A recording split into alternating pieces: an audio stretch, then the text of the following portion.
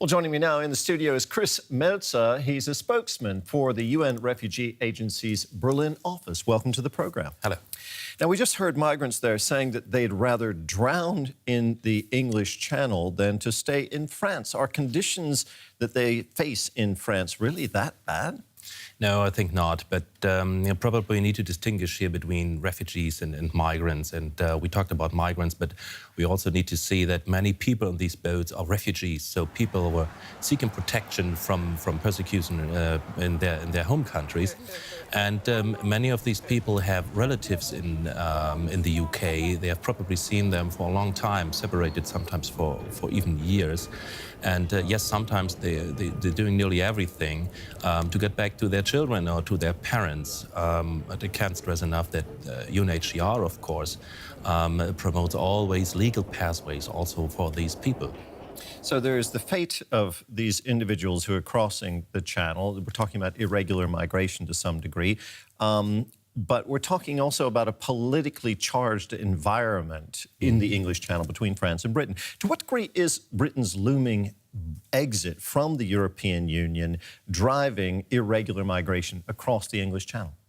Well, technically that shouldn't be a reason because the UK has committed itself to protect refugees. So again, people who are persecuted in their own country for political reasons.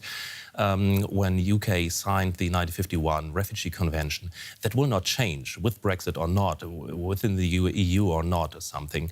With the migrants, it is the responsibility of the country, so here of the government in London, to decide if these people can stay or not. And I think that will also not change with the Brexit. What is probably the case is that traffickers, that smugglers, using this situation, telling people, you need to go now, you need to give me your money now, otherwise the window of opportunity will close. But this is, of course, not because they care for the people, just care for their money.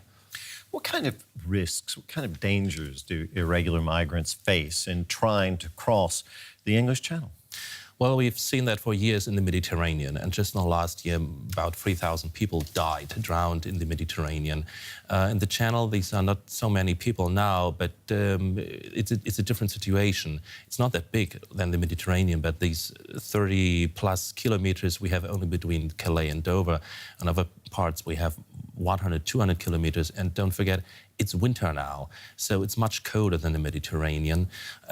We have rough weather there, and these people are using very often very small boats made actually for shallow waters or even lakes.